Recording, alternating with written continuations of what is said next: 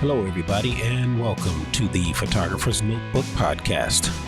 Today, we are going to discuss a different genre of photography, shooting live concerts. If you've ever been to a live concert, I'm sure you've seen people at the front of the stage with cameras and wondered how to break into this field. It's a challenging form of photography, and my special guest is going to provide some insight on what it takes to break into this field of image making. So don't go anywhere.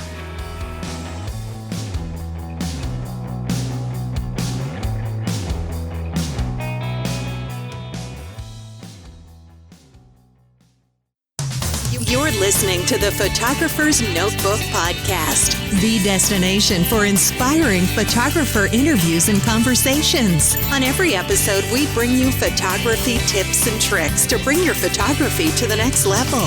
We also bring you down-to-earth guidance for couples arranging their weddings and some innovative information for entrepreneurs to pump up their business. Let's get started. Here's your host, Daniel Douglas. Hey, everybody. Thank you for tuning into the very first episode of the Photographer's Notebook podcast. I'm thrilled to have on the show in studio one of the top concert photographers in the Washington, D.C. metro area. He's a classically trained musician and has photographed some of the top performers in the entertainment industry. He has taught classes on low-light photography and will share the ins and outs of how he got started in concert photography. Joining me in studio is Mike Byrd. Welcome to the show, Mike. Thanks, Danny. Appreciate you bringing me in for your very first podcast. It is an absolute honor to be here, my friend.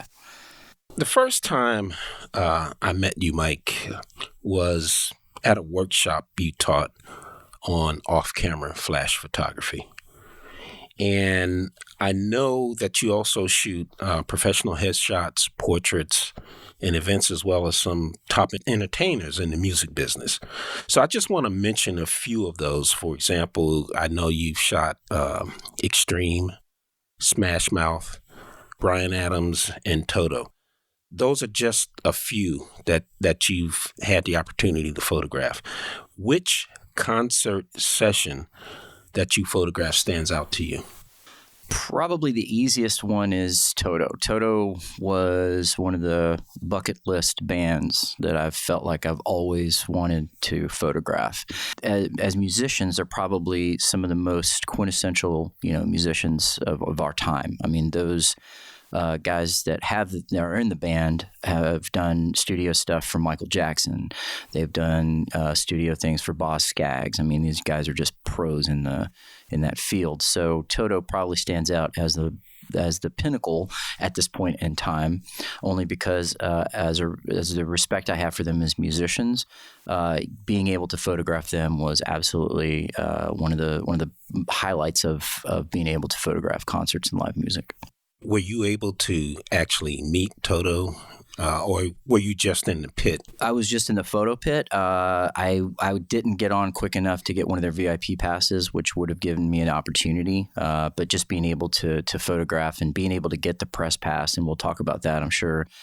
Being able to get the press pass was probably the biggest hurdle because you can't shoot, those types of concerts without being properly credentialed. Getting those credentials can be a big pain if you don't know how to do it. So just getting that, I was happy. But you were just happy. I was just happy to be there. I mean, to be perfectly honest. I mean, these guys are like legends to me in the music world, and being able to photograph them and come away with some really amazing shots that I thought were really, really good was just the highlight. Mike, I read your bio, and you were born in the southern half of the United States. Mississippi. And you spent 4 years as a child living in Spain. Give us a little bit more about your background. Was brought up in a very tight-knit family, very Southernist-esque, if you will. And when I was 11 years old, my dad was former military, and he stayed in the Department of Defense. We had an opportunity to move to Madrid, Spain, where we were stationed for roughly 4 years. And through that time, I was really fortunate to have lived in Europe and experienced that as a kid. The food, the culture, the language, and all that stuff was pretty amazing. And after 4 years, we moved back to Mississippi, which for me was a culture shock, having lived in Europe where you can do pretty much anything you want. And then you get back to, the U.S. where everything's, fairly, in the U.S. fashion restricted or whatnot, even back in the 80s, which is, when this time period was. It was a culture shock, I'm not going to lie. But, we just kind of pushed through it. And I finished high school, went to college, was a music major for a number of years, and, took the requisite breaks from college to work and things like that to figure out what I wanted to do. And then just, basically kind of pushed through and found music and photography as a creative outlet. So let's talk about your background in music. How did that come about? I've always had a love for music. Growing up, I listened to bands that probably were a little more adult-oriented than people my age were listening to.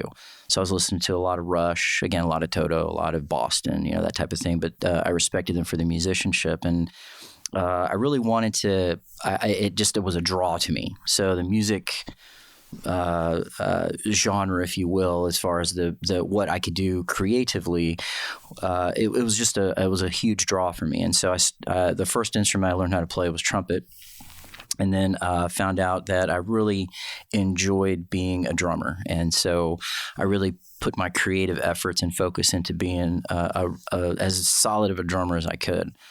And so over the course of, X amount of years, I started learning how to play. I found jazz to be probably the biggest creative force that, I felt challenged with it.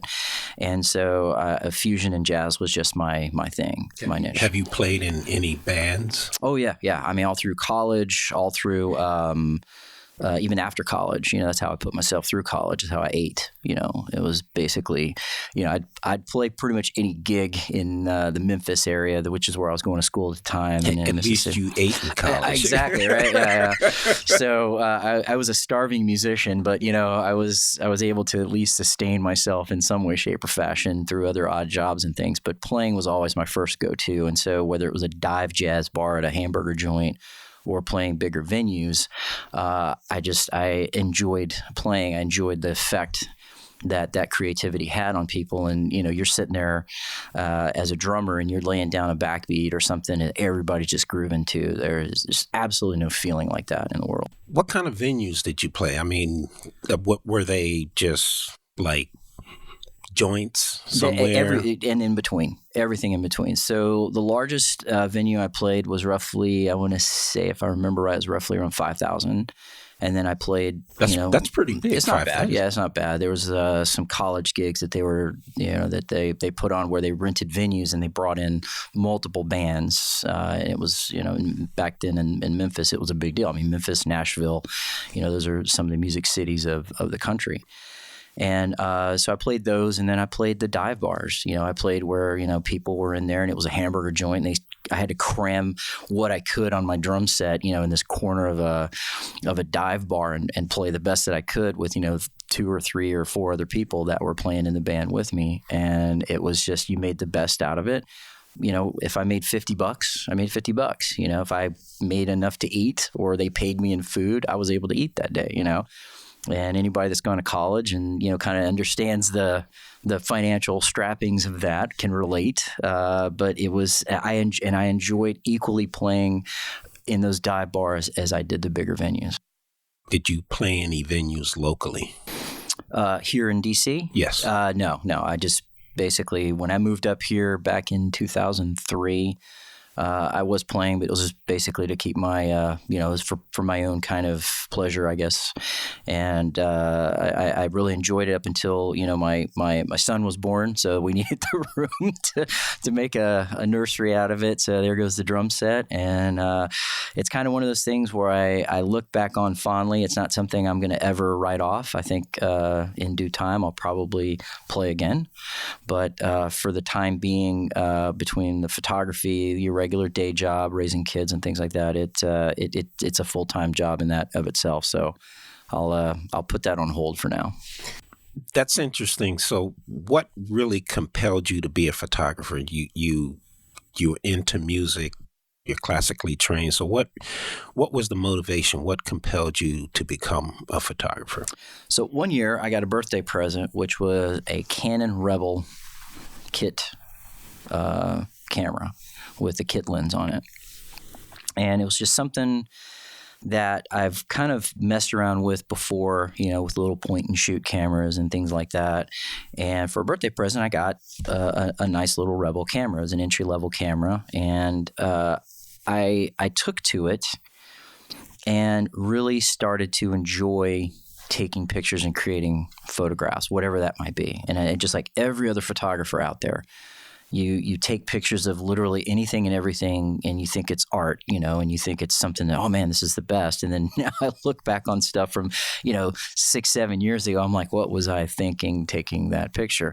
But at the time, I was kind of trying to, like every other photographer, find my niche, my where I wanted to take photography. But what I enjoyed about it was, like music, there's a technical side to it. In music, I studied the theory of it, composition, point, counterpoint. I was doing a lot of things in photography that I could apply directly to the lessons that I learned in music.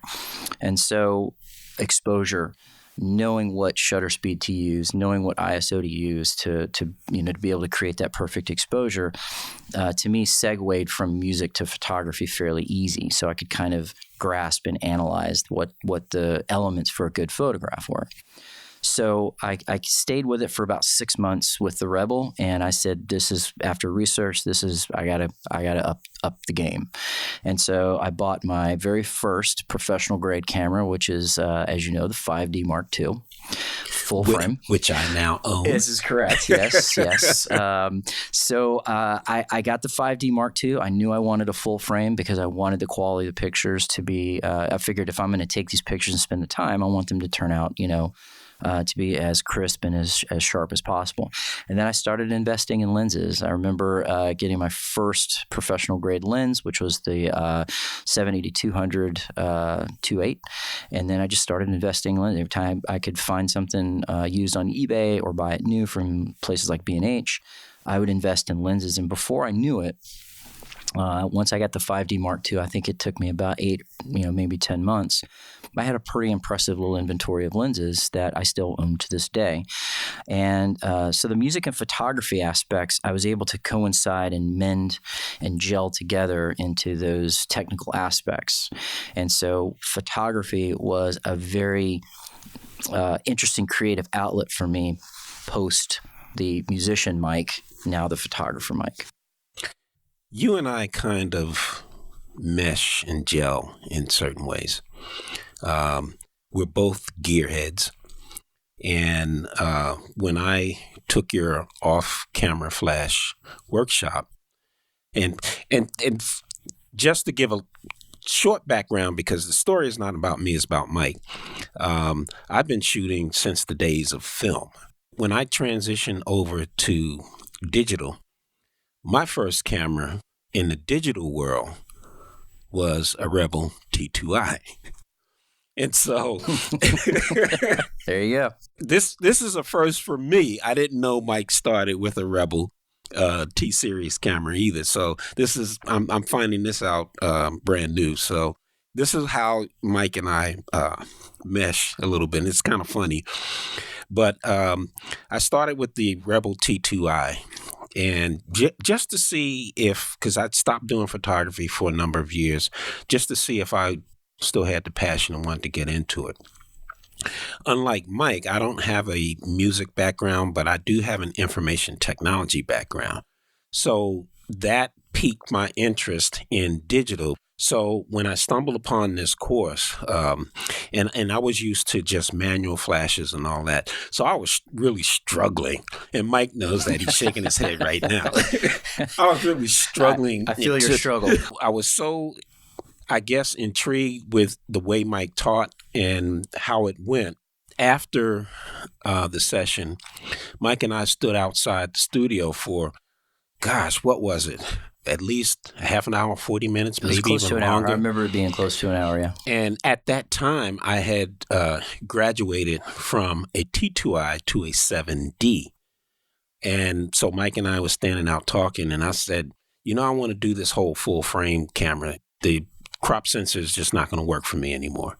And so early on, you heard when Mike graduated to his full frame, the 5D Mark II. I now have that 5D Mark II. that very same 5D that very Mark II. same camera. I bought it from him. He didn't know me from a hill of beans. I gave him a check. And he said, I trust you, dude. Yep, absolutely. Absolutely. And we became really good friends, and I'm happy about that. So now, enough about me. No, continue, really. Let's move on. We talked a little bit about concert photography. I do want to know, and I'm sure folks out there want to know how did you get started in concert photography? So take us through it. So it was a perfect storm, if you will. Like every photographer, I think I mentioned before, you're trying to find your niche. Do you want to do travel? Do you want to do commercial product photography? Do you want to do strictly portraiture and things? And you can relate to this because you and I were some of the founding members of Union 206 way back in the day. We were studio members, and I was using it to do model headshots and things. And I did enjoy the studio aspect of it, but I found event photography in particular to be very rewarding. I like the pace of it, and I like the fact that it forced me to know my craft on a level that a lot of people tend to maybe discount because if they're in a studio, they have, it's a studio. You have ultimate control. You can dial up or down your exposures and your strobe lights or whatever you're using. Whereas in event photography, you have just a finite amount of time to get those shots right, and your camera settings and your knowledge on how to get that exposure has to be pretty spot on. So I enjoyed that aspect. So I started to gravitate more towards the event stuff, and just do the studio stuff as kind of a side thing. So I started doing some research on event photography and came across a couple of people. Probably the biggest one is Todd and Chris Oyoung, and I encourage anybody and your listeners to go to their website. Owyoung is their last name, and there's Todd and Chris, their brothers, and they do some absolutely phenomenal concert photography. And I started looking at it, and I went, again, being a musician and then being now a photographer, I'm like, the little light bulb went off, and I'm like, how did I not think of this before? And so I started really getting into learning that craft, and I bought a book by a gentleman by the name of Alan Hess, Hess, and he has a book called All Access. I still have that book to this day. And I read it, and it was a template for how to get into concert photography. So I started reading it, and what I loved about the book is it was literally a roadmap on how to do it, and he gave you templates and emails of how to send to get press passes and media credentials and things like that. And so the very first concert I was able to get a media pass to was a local band here in D.C. called the Leg Warmers, and they do 80s cover tunes and stuff, and they were performing at the State Theater just outside of D.C. here in the Northern Virginia area. And I was able to get a press pass, and I was super, super stoked about it because this was my first time getting into the concert photography scene. And I remember it like it was yesterday. I went to the concert, and unlike most concerts, which we'll talk about, they let me basically shoot the entire show. So I was able to get in there and just shoot as much as I wanted on the 5D Mark II. And if I remember right, I was using my 70 to 200 2.8 lens, probably the most. And so I shot that, came out with some decent shots, and gave some to the band as exchange for letting me come and shoot the show. And that was where that seed was planted. And so event photography, concert photography, being able to shoot in a very finite amount of time and as technical as concert photography can be, because you can't use a flash, and you have 3 songs to get your shots that you want, and it's the first 3 songs typically. And this is what I learned later on shooting these bigger bands, Bruce Hornsby, Bryan Adams, Richard Marx, Toto. So you get 3 songs to do it. And Bryan Adams, we'll talk about that, but Bryan Adams only allowed me 2. And so from that standpoint, I was able to really get into that type of photography with a local band, build my portfolio, and through building that portfolio, add legitimacy to my concert photography and what I call my hit rate. I was getting maybe out of every 10 to 15 emails I would ask for a press pass, I'd get like 1 maybe. And then over time, you build your port like anything else, and people look at your work as you're a legitimate concert photographer. And my hit rate started to be, 2 out of every 10, 4 out of every 10, 5 out of every 10. And before you know it, I was getting media credentials to go shoot the likes of Bryan Adams, who is very, very, he's a photographer as well. A very good photographer if you look at any of his work, but he's very guarded on who he allows to shoot his shows, and I was able to get a press pass to shoot a show, which was a pretty big deal. I just want to mention that Mike did tell me about that book, and once he mentioned it to me, I did purchase that book. I have it. Amazon has it in softcover or paperback and the Kindle version. I have the Kindle version, and no, I'm not sponsored by Amazon, just to let you know. But I do have that book, and it was and I read it cover to cover, and it was a very interesting read. It really is a good read for multiple reasons. If you want to get in this type of photography, I mean, it literally is a roadmap. But the other thing, too, is you can use the principles that he talks about of concert photography in event photography and things like that. So it's a good read regardless if quick event concert type photography is what you want to get into. It's a good read because it gets into the technical aspects as well, and I learned a lot from it. And so did I. I shot a few events after that, and it really, really helped. What hurdles did you face when you started concert photography, and how did you overcome those hurdles? What were they? So probably the biggest hurdle is actually getting permission to shoot in a concert venue. Now, if you go to some of these smaller places, some of the dives, it's really not a big deal. A lot of bands, especially if they're up and coming, would like the exposure. So you take some pictures, hand them your business card, and a lot of times, they'll either trade or pay or some type of reasonable type of a thing where you can get your photography out there and also build your portfolio. But the biggest hurdle was getting the media passes for the bigger events. And in the previous question, I kind of touched on it. Probably the biggest thing, the most sound piece of advice is be patient and spend the time to build that portfolio. And it doesn't need to be a portfolio of travel photography. It needs to be a portfolio of relevant event and concert photography. Because once you start getting into the bigger names, they're going to want to see that, you're obviously you know what you're doing, and that any photography that you do can be used, for marketing and things like that. And which is really the bigger motivation to shoot the bigger venues. So the biggest hurdle, without question, was being able to establish a portfolio that I could get those media passes, because you have to write to the management. Sometimes you have to write to the band themselves, depending on how big they are.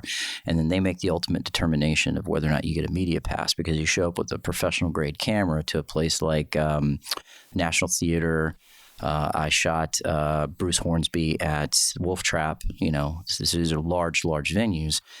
You have to get a media credential. So that's probably the biggest hurdle. The other hurdle that I faced with, to be honest with you, is learning how to get shots without using a flash in a low light, type of a photography situation. Because while the stage is well lit, you have to meter all of that subject, whether you're shooting a drummer, a guitarist, a lead singer. The way you meter that particular shot is going to determine whether or not you're overexposed, underexposed, or your exposure is dead on and something to work with.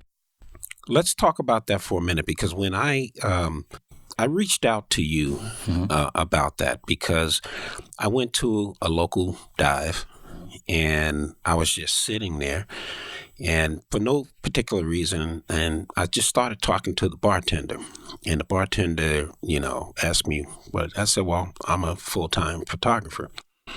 And he said, well, we do events here. And I gave him my card, and he pulled out his cell phone and he started looking at my website and looking at some of the images. And he said, are you going to be here for a minute? And I'm like, yeah, sure.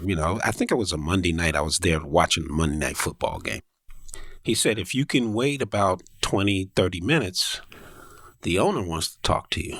So he came out and he said, yeah, the bartender showed me some of your images, and I'm interested. We have events here. And so the first one I shot was a local group, I believe out of Baltimore. I don't remember. April Sampe was her name. And so I had no idea what the heck I was supposed to do. I did know that I can't use Flash.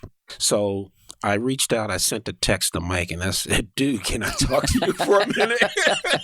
And so he started giving me some tips on that. And I had the 5D Mark II at the time, and a 70 to 200, 2.8, and a 24 to 70 lens. Those were the two lenses that I took with me. I have others, but those were the two that I brought with me.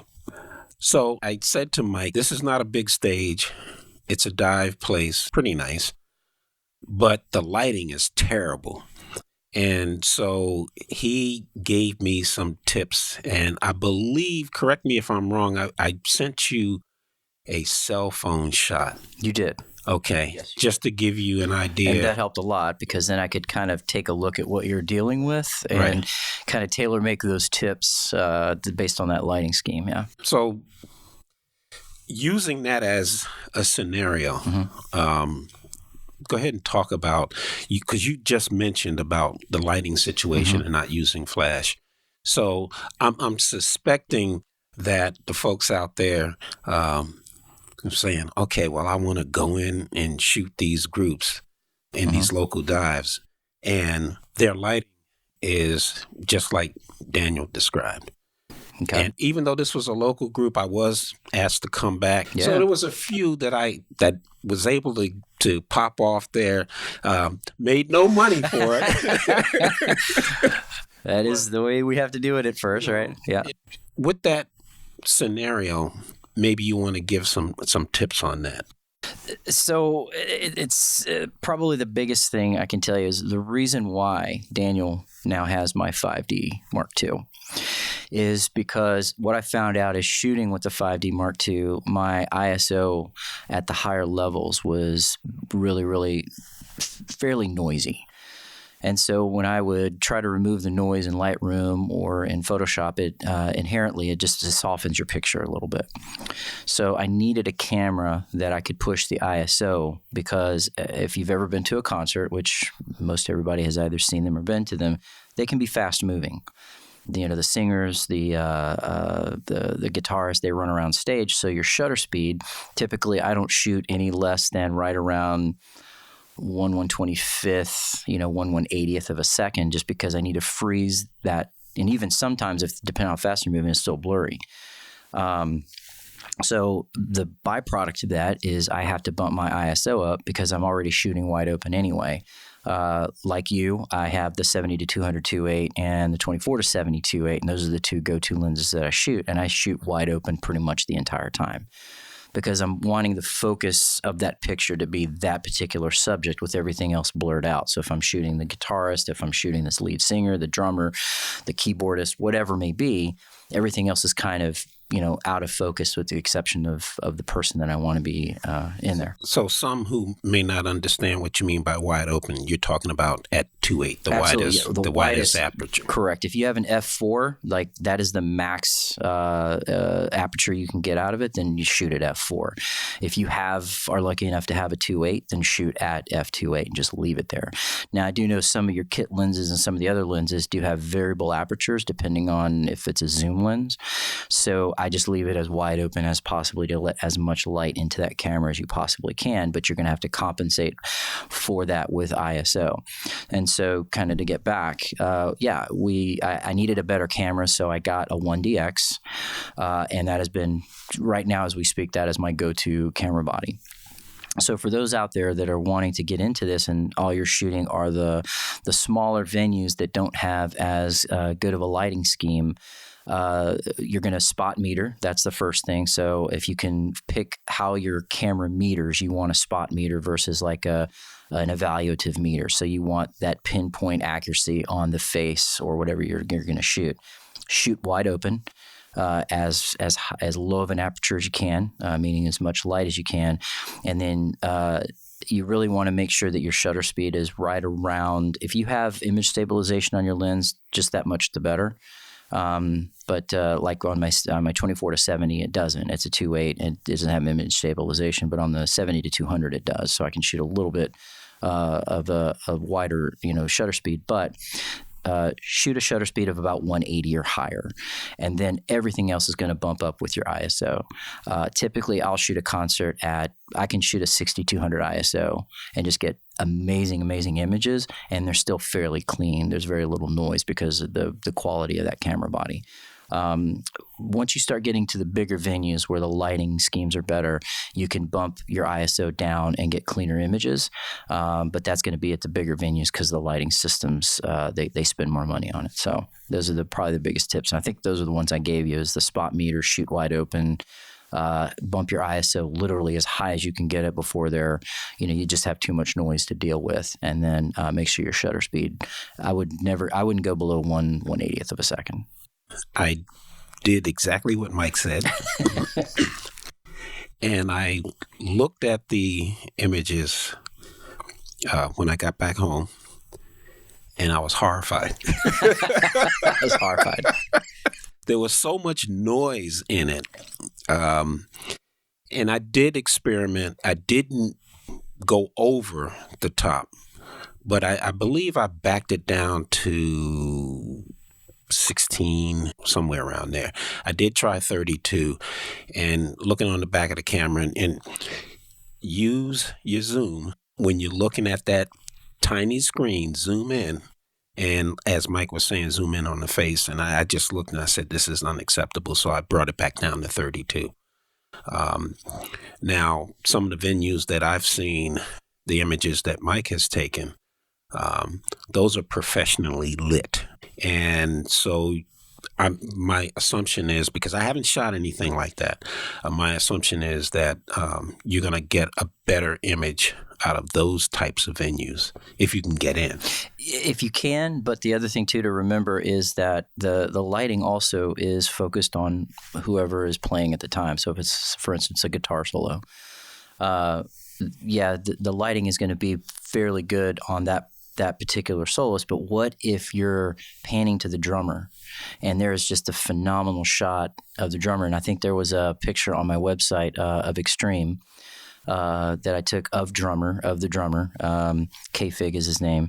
And that was a completely low light situation that I just saw a shot and I said, this is a great shot. And I clicked it and it turned out well, but I had to immediately dial up my ISO on the fly to be able to get that shot. Otherwise it would be underexposed because all of that lighting was focused on, I believe the lead singer at the time, but there was this shot of the drummer that I really wanted.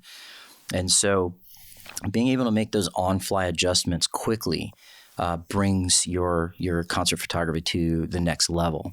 And as the more you shoot, you're going to figure out that rhythm. Because again, you only have 3 songs to get that shot. And my hit rate went from, I would shoot, let's say 600 exposures.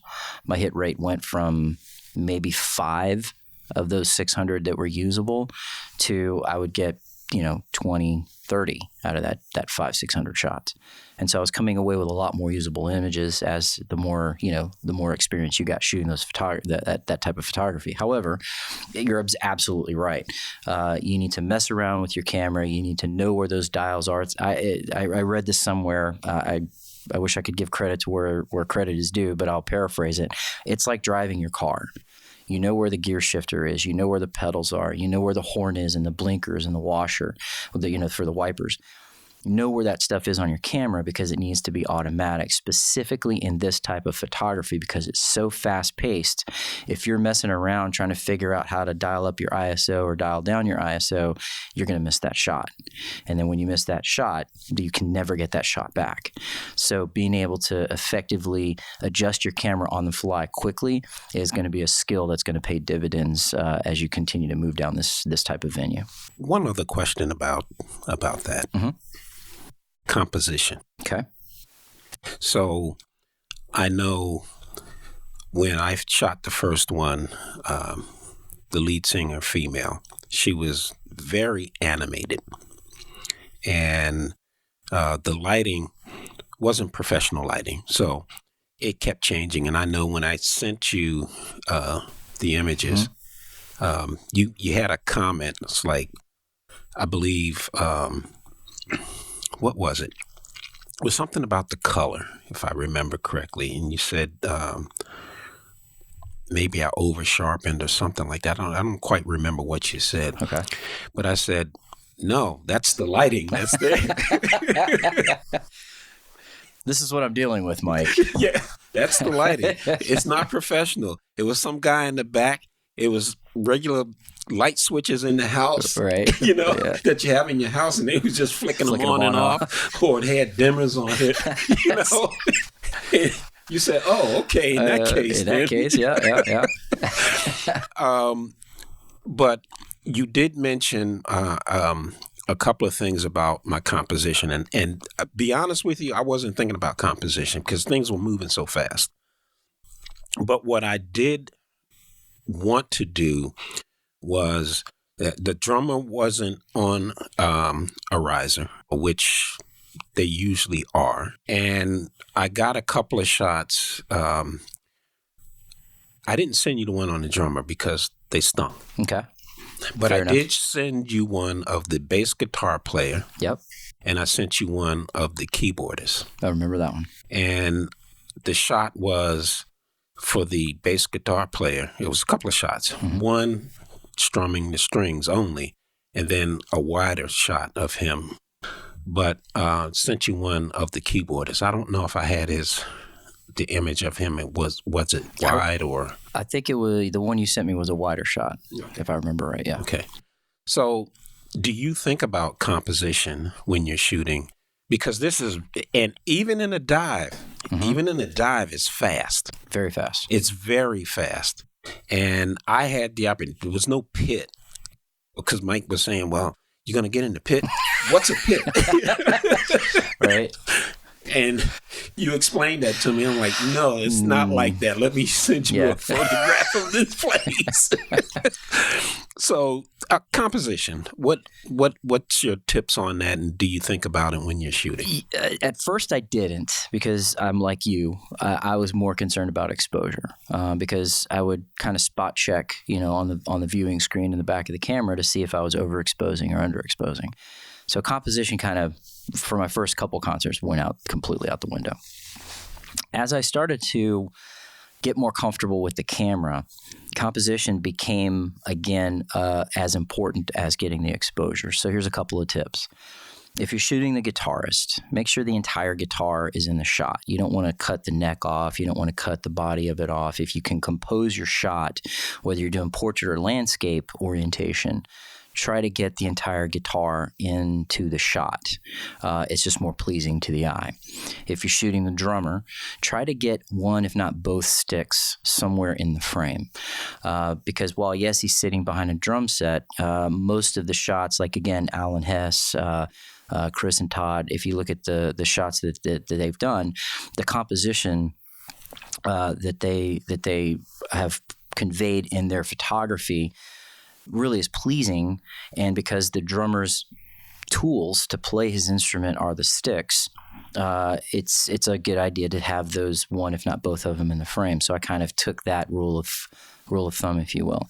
With the keyboardist, I try to get as much of the keyboard in the frame as well.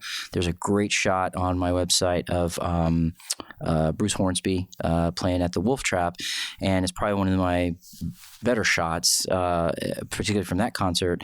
And I really enjoyed it because I got as much of that piano, and that's what Bruce Hornsby is known. That's his thing. So you want to try to lend what you're conveying based on that picture and compose accordingly.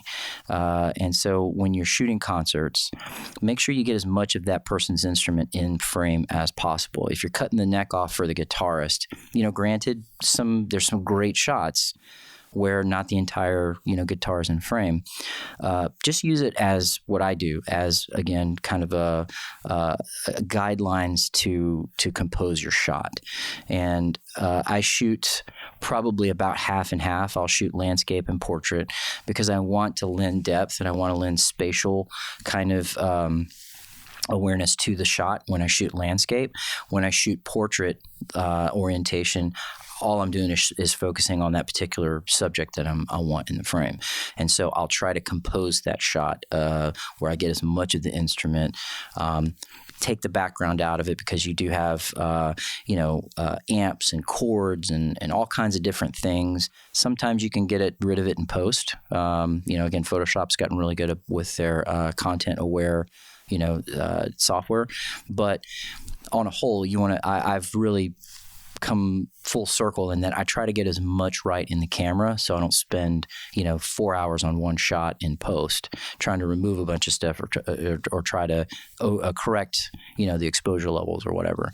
So from the composition standpoint, those are several tips that I've taken that I think have kind of really paid dividends for me. And all of those tips helped me out. I'm glad. So before we wrap up here, I want to change gears a little bit and ask you, where are you taking Mike Byrd photography these days? So I've taken a bit of a break, as you know. Your daily life kind of gets in the way of other things. So I will never give up photography. It's something that is a passion of mine. I still have all of my studio gear. I still use it. I've more focused on the private clients, doing the headshots, doing some of the executive portraiture type stuff. It's something I can still focus on and do. I haven't shot a concert in a while, only because, again, with the day job and that type of thing, it's something that I won't ever give up. But what I've done is I've started to get into the blog and the vlogging scene. I've recently established a YouTube channel. I've recently started blogging a lot more on things that interest me.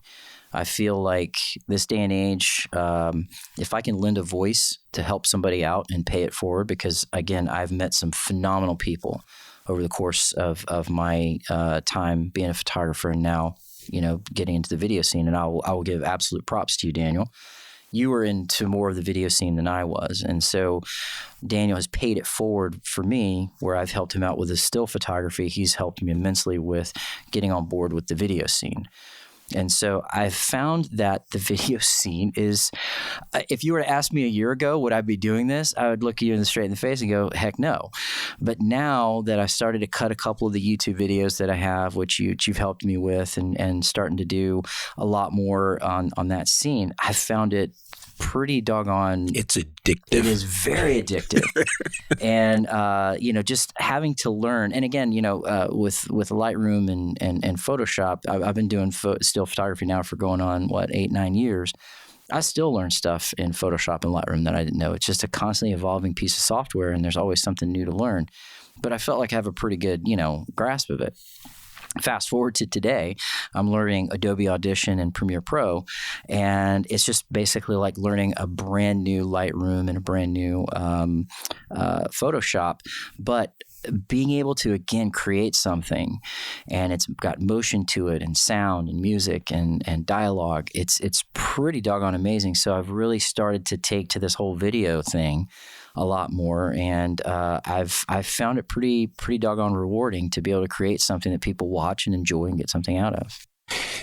The photography industry for pros, like you, me, we're not Lindsay Adler type. I wish I was. Sure. Joe McNally. Joe McNally, Matthew Jordan Smith. Exactly. Peter Hurley. Yes, Peter Hurley. Some of the folks that we like. Yeah, shabam. Yes. Video, motion. And you use the term motion, and I like using that term, motion. I feel that still photographers today, if they're not getting into motion, they're doing themselves a disservice. That's just my opinion on it. I do know some pro photographers, and I met a few, that they will either have someone who does videography shoot their behind the scenes session. I've had some photographers tell me, professional photographers said that they will do time lapse of their studio sessions and hand those off to their clients and say, not just the portrait clients, but we're talking about commercial as well. So in your opinion, how important do you think it is, since you just started doing video, and I know Mike and I were texting each other back a few weeks ago to 2 or 3 o'clock in the morning. Absolutely. So how, now that you've done that, how important do you think motion is for a still photographer? I would say, like you said, unless you're the Joe McNallys, unless you're the Scott Kelbys and the Peter Hurleys and the Lindsay Adlers, and you're making just a great living shooting those stills, I think photographers nowadays, because at least here in DC, as you know, it's such a saturated market. Just the prevalence of cameras and the technology, a lot of people will go out and buy a used, full frame camera and a couple of lenses and call themselves a pro photographer and undercut you and me, by several $100 on a project. But again, for your listeners out there, again, you get what you pay for, and you want to do the research on your photography, on your photographer. But as I evolved into the video stuff, I can honestly say now, I've only been doing video now for 4 or 5 months or so, right? I kick myself for not having gotten into this earlier. I think it's a great side thing that a photographer can do, because the principles are still the same. Your lighting is still the same. You need to have good, solid lighting. You need to have good exposure. What a still photographer has to learn is, if they plan on doing their own editing, is the software, the Premieres, the DaVinci, if that's what you're going to use. And there's a lot of options out there, even if you're just using iMovie, if you're using, Apple's version, Final Cut, right? So whatever you want to use it, but know that software and know how to use things like transitions. And even you've been helpful with this, is knowing the different cut sequences and how to make those pleasing to the eye. There's so much out there on YouTube, and there's so much out there on just open source internet that you can learn. And I've learned a lot. Peter McKinnon, who is he's a boss. Google Peter McKinnon on YouTube. He's a Canadian photographer, but he does so much providing free tutorials and things. And I've learned so much from him, in addition to you, Daniel, is that I've actually become fairly comfortable with the editing process in a short amount of time. So I think, going back to your original question, if you're going to evolve in this day and age and still be able to make a living, I think you have to add video to your repertoire. If you're going to shoot weddings, the video is a logical request that they're going to want to have in addition to the still photos. So I think being able to have a grasp of video production is imperative for still photographers. The other thing too is, most of the prosumer to professional grade cameras, Nikon, Panasonic, obviously Canon, they all shoot video now, and they all shoot great video. The 1DX that I have shoots, 1080p, high def. You throw on the right lenses and you know what you're doing with the camera, you're going to shoot amazing, amazing video. And so, because all of the cameras now shoot video, it's kind of that old adage, I think, what is it, that we use 25% of our brain, right? Brain power. Well, if you're not shooting video with your camera and it does it, you're only using half of what your camera's capabilities are. So I think and there's so much out there free that you don't have to spend a dime on, that I've learned on how to shoot video, plus, your network with your friends that may shoot video, you're going to learn a lot, and it's going to add to your repertoire, and you can add that to a potential client's request, that they want video shot at this particular event in addition to stills. So I would say, without a doubt, in my opinion, and again, this is my opinion, I think unless you're making a very good living shooting just strictly stills, you almost have to add video to your repertoire, because it's going to give you another avenue as a money generator. I'm just going to let Mike close out here and talk about that little video shoot and what he's doing with motorcycles these days. Yeah, so it's a funny thing. I have a lot of passions in my life, and I've recently got into motorcycle competition. And so I pinged Daniel here about helping me out and shooting some things, because what I found out in a nutshell, I wanted to do a lot of modifications, and there was no information out there. There was little to none on the stuff that I wanted to do to my bike. And so I looked at that, and I took a step back in the, over analytical personality that I have. And I said, why can't I provide some of that information, in a centrally located YouTube channel?